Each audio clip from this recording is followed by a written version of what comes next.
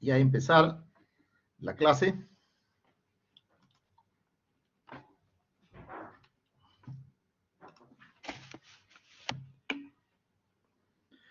Muy buenas noches, alumnos. Vamos a empezar en esta ocasión la clase teórica de manejo de la vía aérea.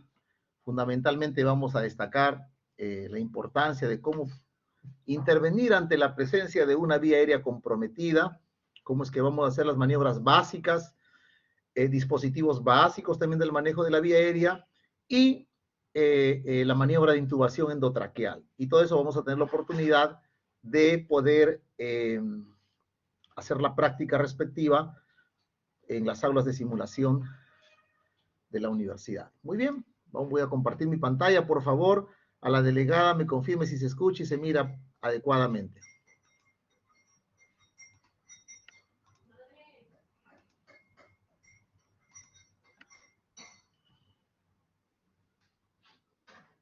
Muy bien.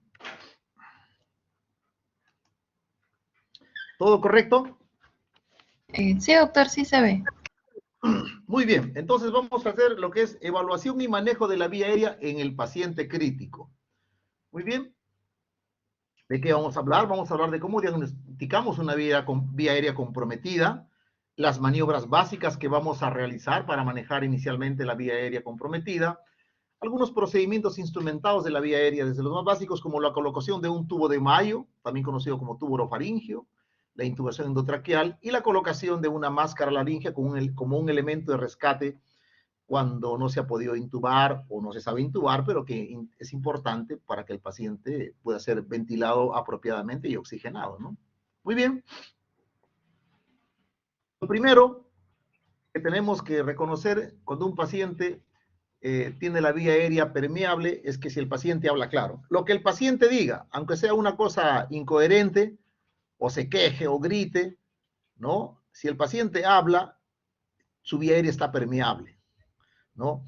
En cambio, si es que evidencia disfonía, estridor, ¿no? Gorgoteo, como está respirando, o sencillamente el paciente no responde porque tiene cierto, algún grado, digamos, de inconsciencia, ¿no? Entonces, potencialmente la vía aérea podría estar amenazada, ¿no? Y recuerden que siempre la permeabilidad de la vía aérea es una prioridad absoluta. No se puede empezar a la B si no se ha permeabilizado la vía aérea y tenemos que permeabilizar la vía aérea. Entonces, una vía aérea potencialmente obstruida se constituye el primer reto que tenemos que resolver y no podemos avanzar a B si no estamos solucionando A. Muy bien, entonces aprendimos desde hace muchos años que un paciente que tiene una escala de coma de Glasgow de 8 o menos de 8, es decir, que un paciente que está en coma, pierde su capacidad de proteger su vía aérea, pierde sus reflejos protectores de su vía aérea, la lengua cae hacia atrás y obstruye la vía respiratoria, por lo tanto, no solamente no va a estar permeable su vía aérea está potencialmente obstruida por la lengua, sino también no va a tener esa capacidad de que en caso el paciente regurgite, tenga secreciones, él pueda proteger su vía aérea. Por lo tanto, es indicativo de al paciente intubarlo. Esto no es un dogma, esto es una guía básicamente, porque si yo tengo un paciente con un traumatismo craneano que me llegó con 13 o 14 y de repente está con 9, está con 10 y lo voy a llevar a la sala de tomografía, prefiero yo asegurar la vía aérea porque ese paciente se está deteriorando antes de que el paciente llegue a un estado de coma y se deteriore más y tenga mayor compromiso, ¿no? O sea, en otras palabras, no necesito estar necesariamente en 8, puede ser que esté con 9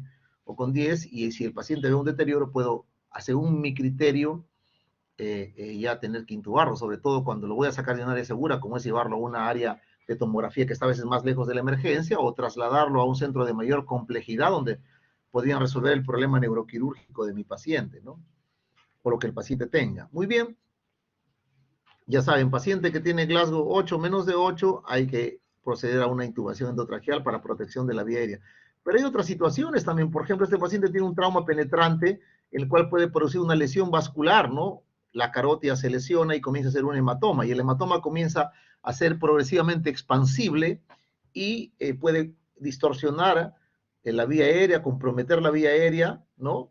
Y después va a ser más difícil intubarlo a este paciente.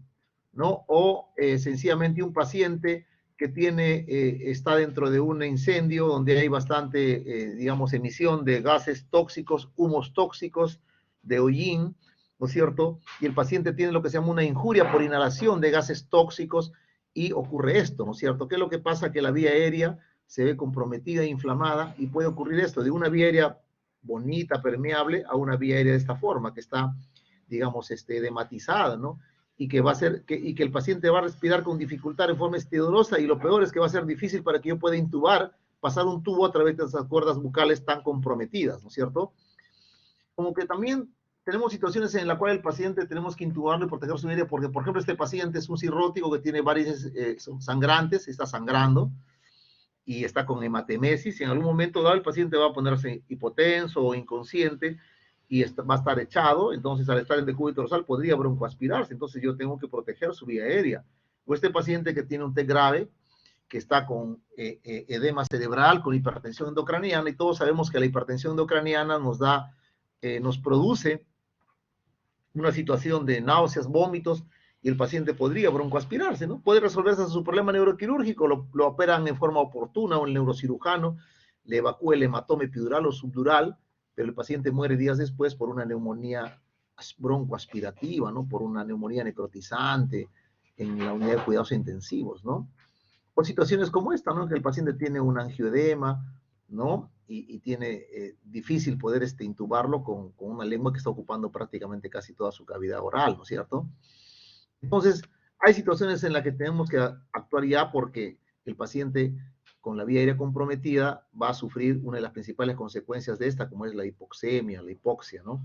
Muy bien, el tiempo está sonando y tenemos que actuar en forma rápida. Entonces, la medida más básica, cuando un paciente pierde la conciencia, pierde el tono postural, la lengua y la faringe caen hacia atrás y obstruyen la vía aérea. Entonces, la primera medida es, si yo estoy en un contexto no traumático, hago una medida que es bastante eficaz, como es la medida de frente-mentón, o sea, una inclinación, mi mano en la frente y en el mentón.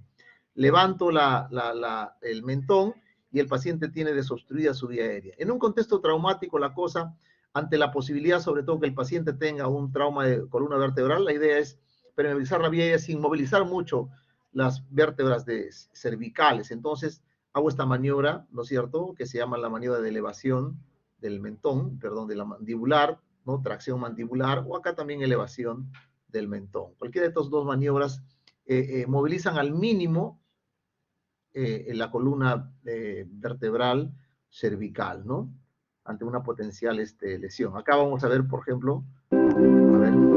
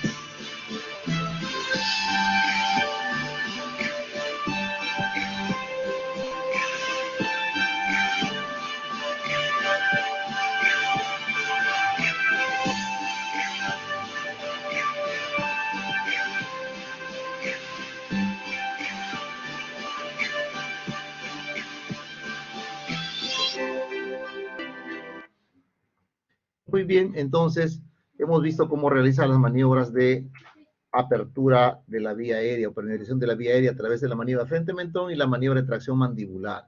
Muy bien, cuando pasamos a la letra B, que es la respiración de breathing o respiración, tenemos que reconocer rápidamente cuando el paciente tiene signos de insuficiencia respiratoria. Es decir, vamos a observar si el paciente respira muy rápido, si está taquipneico o polipneico, o si está muy bradipneico también, ¿no? Porque un paciente puede respirar muy lento por agotamiento o porque está bajo efecto de sedantes, ¿no? Opioides o cualquier sedante, ¿no? O se está agotando. También vemos el uso de músculos accesorios de la respiración, si tiene retracciones intercostales, supraesternales, supraclaviculares, si hay asimetría en su respiración, ¿no? Entonces, cada cosa podría estar compatible con alguna condición clínica, si tiene respiración paradojal, si tiene aleteo nasal, si tiene cianosis, y si es que conjuntamente con estos signos de dificultad respiratoria se agrega deterioro de conciencia, que no habla más que otra cosa que el paciente no está oxigenando apropiadamente el cerebro, ¿no? Escuchar cómo habla el paciente, ¿no? Pues si tiene un habla entrecortada, yo me llamo. Entonces, si un paciente habla, sí, doctor, estoy cansado, me siento bastante agotado, agitado, y habla todo laxo, ¿no? En forma, digamos, corrida, poco probable que esté cansado como este paciente que yo sí sufro de asma, y comienza a hablar así en forma monosilábica, entonces entrecortado, este paciente definitivamente, este es algo real que se cansa este paciente, ¿no? Si tiene sibilantes, si hay roncantes, y por último, muchas veces el tórax es silente, ¿no? Puede ser que no lo escuche porque tiene un derrame pleural masivo, un hemotórax masivo, o un neumotórax, ¿no? O una telectasia masiva, etcétera, ¿no? Son muchos escenarios clínicos en los cuales podemos nosotros escuchar estos sonidos. Ahora, es importante cuando evaluamos la respiración verificar siempre la saturación de oxígeno, ¿no? La hipoxemia no siempre es evidente, no va a encontrar usted un paciente azul como un pitufo acá, no, no. A veces es una cosa más digamos, sutil, como por ejemplo ver acá la acrocianosis, ¿no? O ver estos deditos empalidos de tambor, ¿no? O ver un poquito la cianosis central, ¿no? O sea, no siempre es evidente, por lo tanto tenemos que ser acuciosos, pero rápidamente. Pero no hay mejor, digamos, forma de evaluar esto que ser objetivo a través de la evaluación con la colocación de un oxímetro de pulso que todos tenemos en casa, ¿no?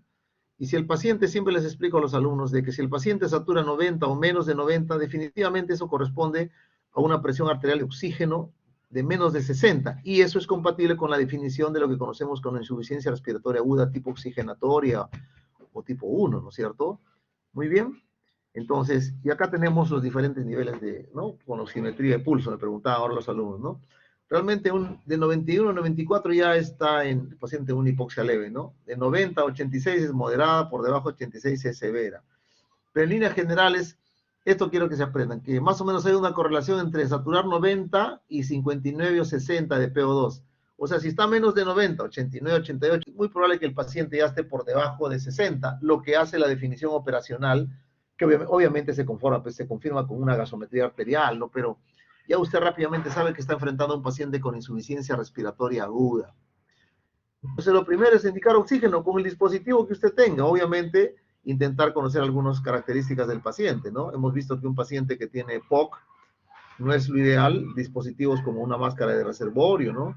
O una máscara de oxígeno con altos flujos, sino sencillamente una máscara ideal para un paciente con EPOC que requiere lo mínimo indispensable es este dispositivo que se llama máscara de Venturi, ¿no?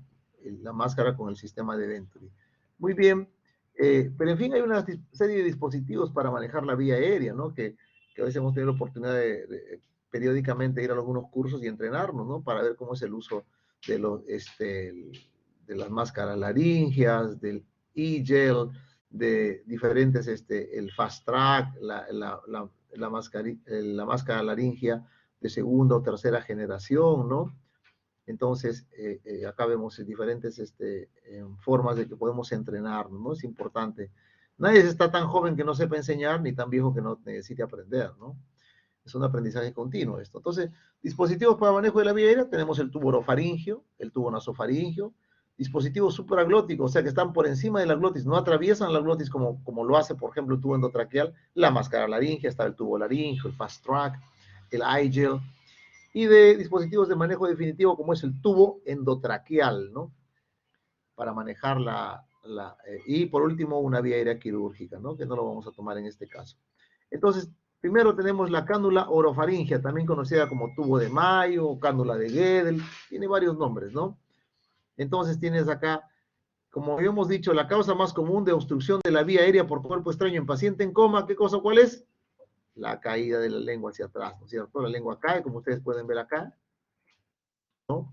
La lengua cae y obstruye la vía respiratoria. Si elevamos la mandíbula, desobstruye la vía aérea, o sea, se vuelve permeable con esa simple maniobra. Entonces, pero implicaría que tendríamos que estar ahí conectados al paciente sin podernos mover, pero no, tenemos que hacer otras cosas como parte de la reanimación del paciente. Entonces le colocamos una cánula de Mayo o una cánula oro, de boca oro, faringea, porque va a la faringe. Y ustedes pueden ver acá que se mantiene a través de esta cánula que evita la caída de la lengua, la patencia o lo que llamamos la permeabilidad de la vía aérea, ¿no es cierto? Entonces, una cánula orofaringea, ¿cuáles son las indicaciones? Que el paciente tiene que estar inconsciente, pues, porque si no el paciente va a botarlo, va a querer pelear con la cánula.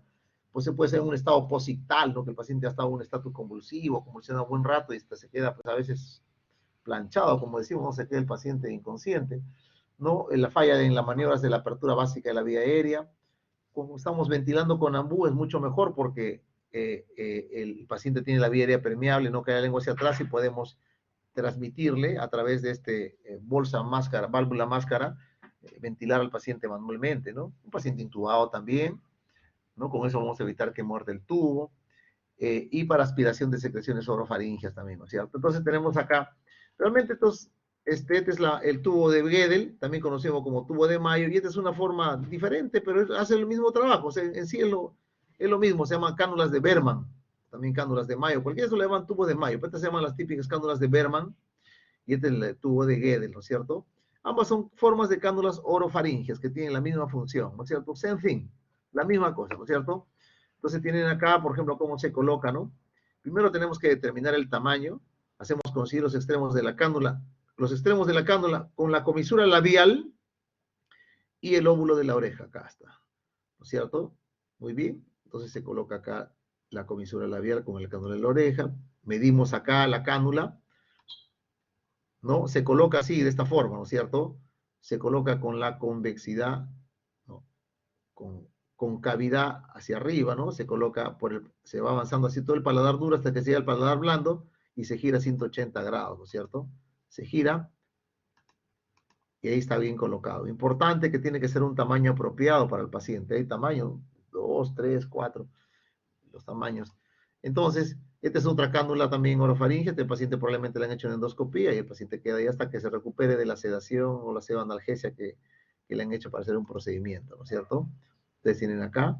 Por ejemplo, si yo lo voy a ventilar, me va a ayudar bastante que pueda ventilarlo si el paciente tiene la vía aérea permeable, porque a veces estoy ventilando y la lengua cae hacia atrás y me obstruye el pasaje de lo que estoy yo bolseando al paciente, ¿no? Con el ambú, ¿no? Muy bien, entonces vamos a ver acá la colocación de la cánula. Las técnicas básicas para establecer y mantener una vía aérea. Se encuentra el uso de la cánula orofaringea, de Mayo o Gödel. Dichas cánulas son tubos rígidos de forma anatómica, introducidos en la vía aérea superior por la boca. Este tipo de cánulas deben ser usadas siempre que sea posible en toda persona inconsciente, ya que ayudan a mantener la apertura de la vía aérea, y además facilitan la aspiración de secreciones. Sin embargo, no aíslan la vía aérea y por lo tanto no previenen la broncoaspiración. Es por ello que no son consideradas parte de una vía aérea garantizada. Tienen una forma curvada que se adapta al paladar. Existen varios tamaños con longitudes que oscilan entre 4 y 11 centímetros, distinguidas por colores. La habitualmente utilizada en un adulto promedio de 70 kilos es la amarilla.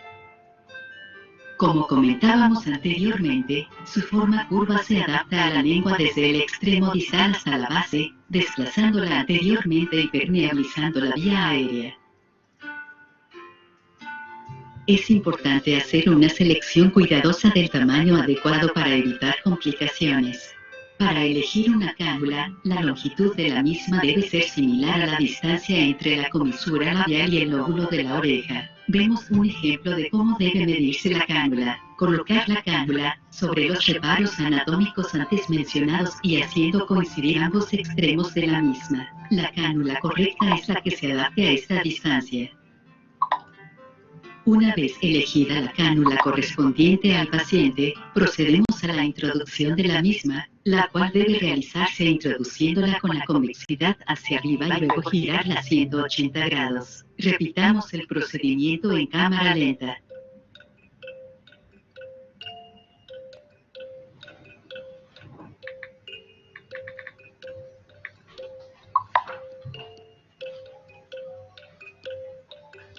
El retiro de la cánula debe realizarse siguiendo el eje de curvatura de la misma, traccionando en dirección caudal. Repitamos el procedimiento en cámara lenta.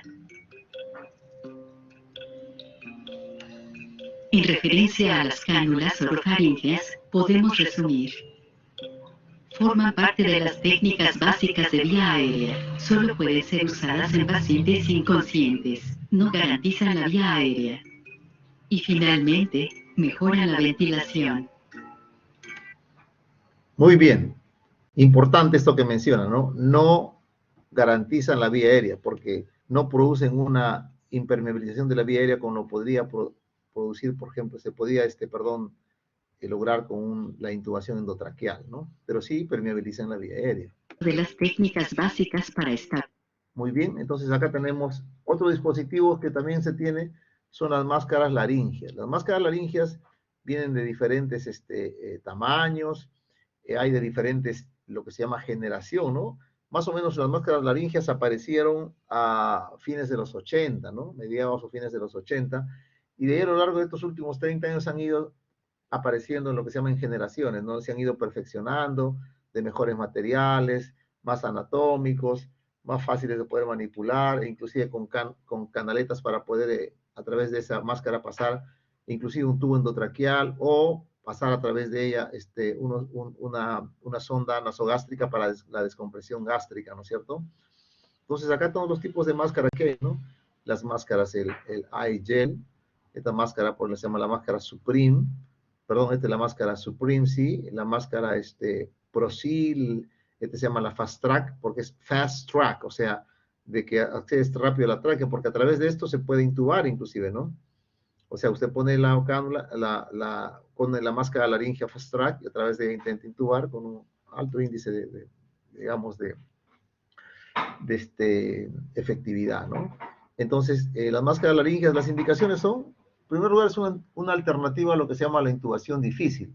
La intubación difícil es un término que ya está bien definido, ¿no? O sea, es cuando una persona que tiene relativa experiencia tiene dificultades para poder intubar, que significa, por ejemplo, ha hecho más de 3 intentos, lleva más de 10 minutos, etcétera, ¿no? Entonces, y no logra al paciente intubarlo. Para el mantenimiento de la vía aérea permeable en procedimientos cortos, ¿no? Entonces te ponen, si te van a poder hacer una sedación, por ejemplo, ¿no? Un procedimiento de una reducción de una fractura, etcétera, ¿no? Entonces te ponen te sedan, te relajan y te ponen una máscara laringea, es un procedimiento corto, ¿no? La anestesiología tiene bastante experiencia con esto, ¿no? También se utilizan en la parte de urgencias bastante, ¿no? Cuando hay un trauma cervical o facial que dificulta la intubación convencional, podemos usar, ¿no? Como una opción, ¿no? Entonces, ¿cómo se utiliza esta máscara laringea? En primer lugar, la máscara laringea tiene acá, esto de acá que encaja en la faringe, tiene se llama balón de encaje, ¿no? Como taponamiento que hace eso, hay que probarlo que esté bien, acá lo está probando, ¿no? Como la sondita que tiene un balón de anclaje, acá tiene un balón que se acopla a la forma de la faringe, que es esto, entonces uno tiene que, acá ustedes ven acá, lo está inflando, y luego lo desinfla, para colocarse tiene que estar desinflado, luego de eso en el dorso le pone le aplica una sustancia que es lubricante, para que pueda pasar bien, y ustedes ven ahí cómo está, miren, eso se hace a ciegas, sin necesidad de ver la laringe, nada, usted prácticamente mete nada más el dispositivo a través de la boca, y eso va a encajar, como usted está viendo que está haciendo ahí, completo hasta que haga un tope, y luego de eso usted llena el balón de de taponamiento faríngeo, o sea, que tapona, que lo fija a la máscara, en la faringe, ¿no?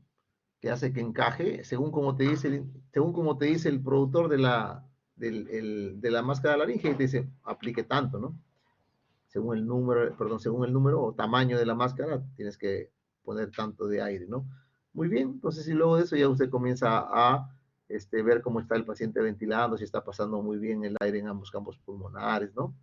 Entonces, esta es una máscara laringe, por ejemplo, que se llama Fast Track, ¿no? Que esto por acá permite pasar una especie de como un tubo endotraqueal, esto está en la faringe y esto va a la tráquea, ¿no? Y se puede, muchos pacientes han sido intubados a través de este dispositivo, ¿no?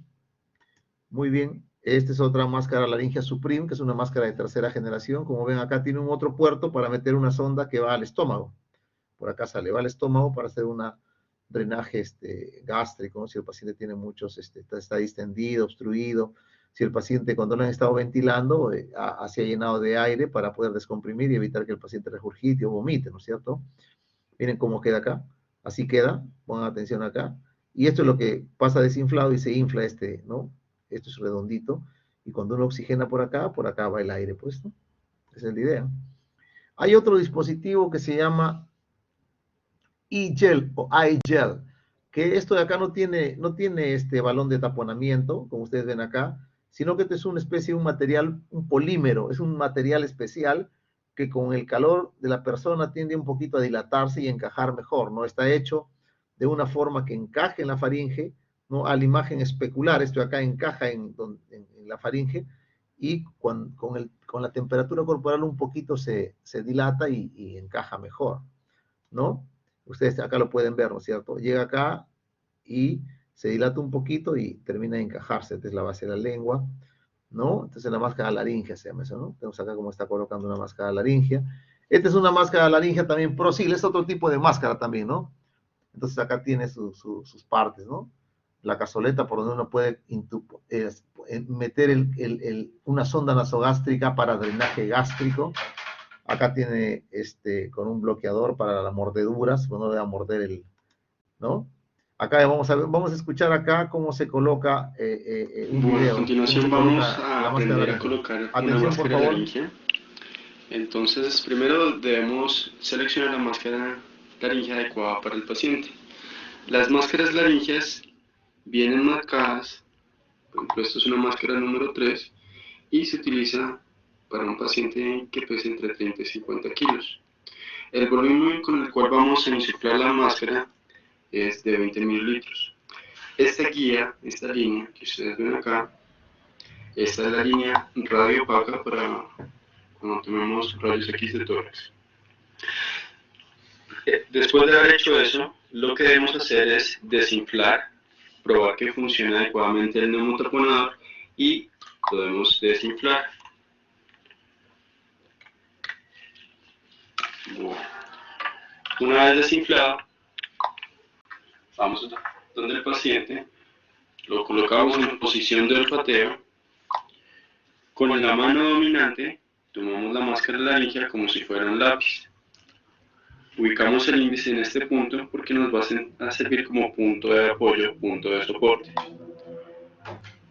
Introducimos la máscara, vamos a utilizar el dedo índice de la mano contralateral para evitar que se nos flexione al momento de introducir.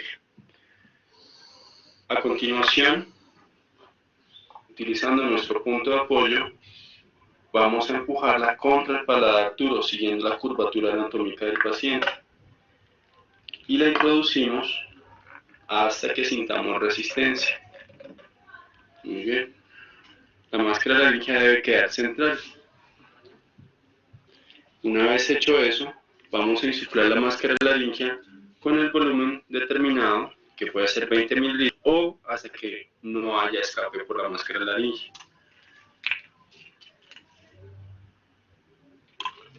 Una vez hecho eso, determinamos si la máscara laringea quedó en su posición y no hay escape en la vía aérea. Muy bien, ahí la máscara laringea está en su posición. Luego podemos fijarla .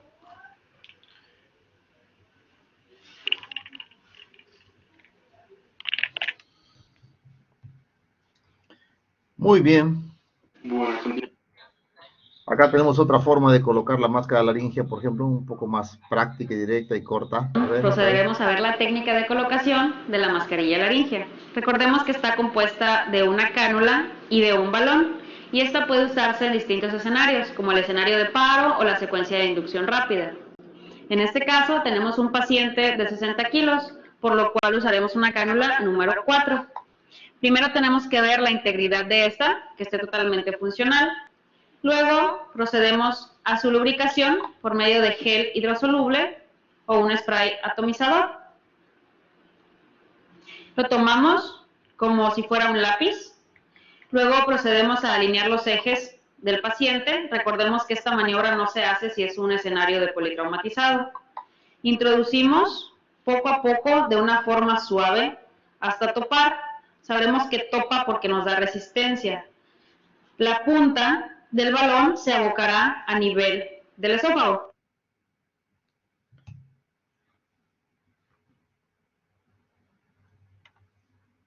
Y insuflaremos 30 mililitros o con un manómetro, no un máximo de 60 centímetros de agua. Al momento de hacer esto se va a sellar la hipofaringe, permitiendo solamente el paso del aire de la cánula a las cuerdas vocales. Finalmente vamos a conectarla a la bolsa autoinsuflable para corroborar su adecuada posición, auscultando de forma inicial en epigastrio y posteriormente en ambos campos pulmonares en base. muy bien. Y por último pasamos a este procedimiento que es la intubación endotraqueal, ¿no? La intubación endotraqueal es un procedimiento que quiere un poquito más ya de destreza, de entrenamiento, y que requiere también el uso de, obviamente, de sedación, de analgesia y muchas veces de relajación, sobre todo cuando se va a utilizar, digamos, la técnica que actualmente se usa como es la secuencia de intubación rápida, ¿no? Que es analgesia, sedación y parálisis, ¿no? Muy bien, entonces acá tenemos la intubación endotraqueal, ¿no? Hace muchos años, cuando todavía tenía mucho pelo en mi hospital, ahora como 15 años esto, y hace un poco más de 10 años, acá estamos en en una sala de emergencia y estamos aquí intubando a este pacientito, ¿no es cierto? Estamos acá con mi enfermera que ya administra los medicamentos. Entonces, como ustedes ven, solamente una mascarita nada más, y acá una mascarilla quirúrgica, ¿no? Entonces, actualmente ese es lo clásico, ¿no? Estamos acá en otro escenario también en el hospital. También ya habíamos intubado a este paciente, luego me tocó intubar a este paciente, ese día seguro que la guardia era movida. Entonces, pero eso es lo clásico, ¿no? Actualmente, pues, ha cambiado, los tiempos cambian, estamos en la era COVID-19 y se requiere barreras de protección, ¿no? Nos hemos hecho más conscientes de los equipos de protección personal para evitar que los aerosoles nos puedan contaminar de una enfermedad que es potencialmente peligrosa, ¿no es cierto? Entonces, siempre es importante, PP, o sea, equipos de protección personal es lo primero. Recordar que la seguridad es lo primero, ¿no es cierto? La emergencia comienza con nuestra seguridad del equipo médico, ¿no? Entrenarse para modificar la técnica usando la videolaringoscopía, ¿no? Que es algo que tiene muchos años, pero que ahora, por a raíz de esta pandemia, se está utilizando mucho más, ¿no? Para aumentar la tasa de éxitos al primer intento de cómo poder intubar. Y como ustedes ven, ahí uno ya no ve directamente las cuerdas vocales, sino ve a la pantalla del laringoscopio, del videolaringoscopio, ¿no es cierto? Entonces, este es el laringoscopio clásico y este es un videolaringoscopio, ¿no? Este es un Keen Vision, ¿no? Entonces, es otro video, este es un CMAC, ustedes ponen acá y están viendo la pantalla que está por otro lado, ¿no? Entonces acá estamos intubando viendo la pantalla y no estamos viendo directamente la laringe, mientras que acá estamos con el laringoscopio convencional, estamos viendo la laringe, ¿no es cierto? Este es un caballito de batalla, este es otro tipo, se llama el glidoscope, que es bastante, se usa en otros países como Estados Unidos, por ejemplo, ¿no? Tienen con su parante, todo, uno lo puede llevar a donde esté el paciente con la necesidad de intubarse, ¿no es cierto? Se llama el glidoscope. Este es otro, por ejemplo, el que tenemos en mi hospital, el McGrath se llama, ¿no? Y así diferente, el Keen Vision, así diferentes tipos de Ustedes pueden ver, ¿no? Como uno puede ver fácilmente la laringe y procede uno a intubar, ¿no es cierto? Entonces, ¿qué ventajas tiene la intubación endotraqueal? Uno, que me va a permitir aislar mi vía aérea y voy a mantener la permeabilidad de la vía aérea, ¿no? O sea, aseguro la vía aérea y la mantengo permeable. Reduzco el riesgo de que el paciente se broncoaspire, ¿no? Me va a permitir la secreción de la aspiración o succión de secreciones traqueales, va a permitirme que yo pueda oxigenar con altas concentraciones a través del tubo endotraqueal y poder dar a través de ese tubo endotraqueal una ventilación mecánica, ¿no es cierto?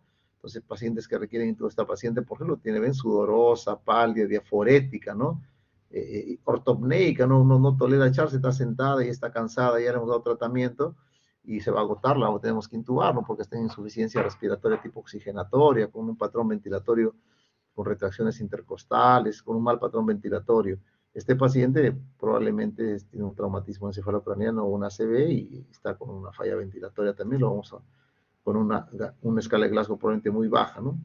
Dos indicaciones es cuando hay obstrucción de cualquier naturaleza, ¿no? Obstrucción de que comprime la vía aérea por un hematoma, por una situación, por una tumoración, etcétera, ¿no? Cuando se estrecha también la vía aérea porque el paciente estuvo en una zona donde hay una injuria inhalatoria, ¿no es cierto? O sea, estuvo un incendio donde bastantes tóxicos, se eliminaron humos tóxicos, que eso irrita la vía aérea y se va a obstruir, ¿no? Cuando el paciente oxigena en forma inadecuada, ¿no? Ventila en forma inadecuada, cuando hay mucho trabajo respiratorio. Y para proteger también la vía aérea, un paciente tiene un TEC grave, está con Glasgow 8, o menos, tenemos que intubarlo, así se sature 100% ese paciente, en algún momento dado, como parte de la evolución del aumento de la presión endocraniana, puede darse náuseas y vómitos, el paciente muy probablemente puede, ¿cómo se llama? El paciente puede broncoaspirarse, ¿no? En fin, entonces, insuficiencia respiratoria, agotamiento ventilatorio, optamos por la intubación y conectar al paciente a un ventilador mecánico, ¿cierto? Estos pacientes tienen una depresión respiratoria, ¿no? Por neurofármacos, y hace pues una depresión respiratoria tal que comienza a saturar muy bajo, a acumular CO2, que pues intubarla, ¿no? Y lo mismo que este paciente también, ¿no es cierto? Deterioro ventilatorio agudo, ¿no? Estos son los diferentes, y intubar pues incluye que usted tenga todo a la mano, todos los elementos para poder, uno, hacer el procedimiento que implica las drogas, monitorizar al paciente, tener un monitor cardiodesfibrilador, el personal médico y de enfermería capacitado, el personal técnico, ¿no? Los lubricantes, el coche paro con todas las drogas, los tubos endotraqueales de diferentes tamaños, los laringoscopios, ¿no? Los laringoscopios, cánulas de oxígeno, cánulas para aspiración, las guías que le den consistencia al tubo endotraqueal, cánulas de aspiración rígida, la bolsa de reservorio con ambú, un buen aporte de oxígeno, etcétera, ¿no es cierto? Es importante, eso es importante. Esta es una aspiradora, ¿no? Hay aspiradores súper modernos, este es un aspirador convencional, pero es su trabajo que nos permite aspirar. Este está el oxígeno empotrado en la pared. Tenemos un buen monitor, ¿no? Para poder el paciente monitorizar sus constantes vitales, si es hipotensión, si es satura, etcétera. Las drogas, ¿no es cierto? El propofol, el rocuronio, la succinilcolina, ¿no? O sea, necesito el fentanilo, ¿no? ¿Qué voy a hacer con el fentanilo? Es para al paciente analgesiarlo, luego puede inducirlo con un propofol y de ahí le puedo colocar succinilcolina o rocuronio como relajante muscular para que me permita poder intubarlo, ¿no? Diferentes tubos de diferentes tamaños. Acá vamos a ver el procedimiento explicado de intubación endotraqueal. A ver. Una vez que el paciente se encuentre en paro respiratorio, ya sea por situación clínica o inducido por los fármacos de la secuencia, retiraremos la mascarilla bolsa reservorio, dejando las puntas nasales y procederemos a la laringoscopía. Con la alineación de los tres ejes, en el caso que no sea un paciente con sospecha de lesión traumática cervical, realizaremos la introducción de la hoja de laringoscopio por la comisura labial derecha, desplazando la lengua y desplazándonos hacia su base, donde vamos a ver la epiglotis. Posteriormente, en su base, realizamos una subluxación con un movimiento hacia arriba y hacia adelante. Y de esta forma exponemos la glotis, que es el espacio virtual entre las cuerdas. Una vez que tengamos la visualización, Entonces realizaremos la introducción del tubo orotraqueal. Visualizo cuerdas,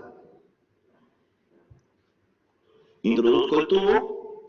Aquí en esta parte alguien tiene que ayudar a retirar la guía.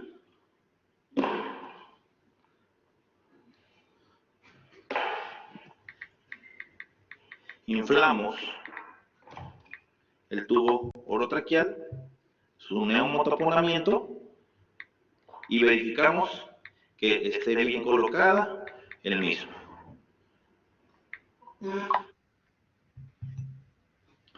Muy bien, hemos visto, ¿no?, cómo realiza el procedimiento de intubación endotraqueal. Una vez que el paciente se encuentre parado. Muy bien. Acá tenemos otro que es esto ha sido con una maqueta, un maniquí, perdón. Acá va a ser con un paciente en vivo en un procedimiento de anestesia general. A ver, por favor, su atención. Lo más importante antes de iniciar la intubación orotraqueal es tener una buena ventilación de nuestro paciente. Quiero mostrarles que la máscara se agarra así en la forma de la C. Siempre lo van a ver en todos los cursos que hagan de vía aérea. La forma correcta de agarrar la máscara del ambú o de la máscara del dispositivo bolsa es en forma de C, agarrando el maxilar inferior de nuestro paciente y asegurándolo aquí en forma de C. Estamos más o menos en una ventilación cada 6 segundos, sobre todo en pacientes que tienen un buen estado asimétrico y un buen estado ventilatorio. Importante con ellos es verificar que cada vez que usted dé una insuflación, el tórax se levante. Eso es lo que nos dice que estamos haciendo una buena cantidad de ventilaciones. Mira el tórax. ¿Ya lo ves cómo se levanta? Eso es lo que te asegura que realmente está ingresando aire a nuestro paciente y que lo están ventilando. Procedemos a hacer una maniobra de hiperextensión. Vamos a hacer una hiperextensión. Le damos nuestro embudo al lado.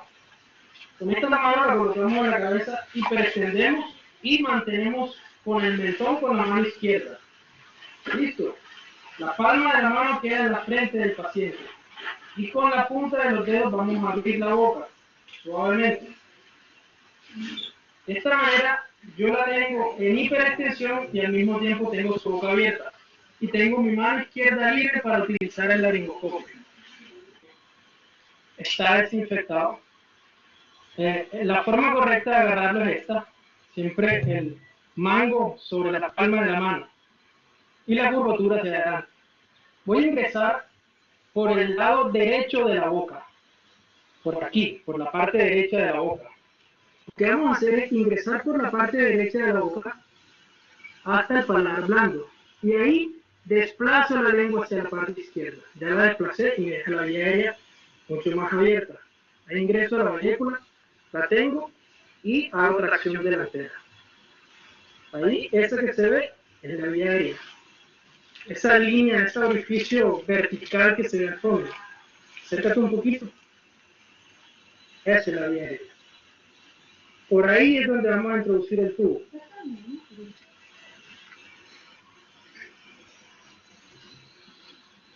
Listo, aquí vamos a empezar el tubo por la parte derecha de la boca. Ahí vemos que el balón neumotaponador entró en la vía aérea. Una vez que ingresó, puede ingresar 1 centímetro más y ya. Ahí lo voy a dejar. Con mi mano derecha tengo fijo el tubo y retiro suavemente el laringo. Listo. Una vez que ya tenemos a nuestra paciente con el tubo implantado, vamos a verificar que esté en una correcta posición. Y la manera es, vamos a utilizar el fonendoscopio. Vamos a ocultar el ápice derecho y lo comparamos con el ápice izquierdo. Luego la base derecha y la comparamos con la base izquierda. Y finalmente ocultamos el estómago. Cuando vayamos al estómago no debe haber ruido. Si hay ruido, significa que el tubo se fue hacia la vía digestiva. Entonces, oculto ápice derecho, dale por favor. Ahí lo sentí el murmullo vesicular. Ahora comparo con el ápice izquierdo. Suenan los dos con la misma intensidad. Me voy por debajo y comparo la base. ¿Vale? Muy bien, ahí lo escuché en base. Otra base. Dale. Ahí lo oculté bien. Y finalmente oculto estómago. ¿Vale? Estómago. No escucho ruido en el estómago, lo que quiere decir que el tubo está correctamente implantado. Lo más importante. Muy bien, chicos. eso es todo lo que por lo pronto puedo transmitir respecto a esta clase sobre lo que implica la evaluación y manejo de la vía aérea en el paciente crítico. Ya a través de sus delegados les estaré enviando el PPT de esta presentación y también la clase queda grabada para que ustedes puedan revisarla. Muy bien.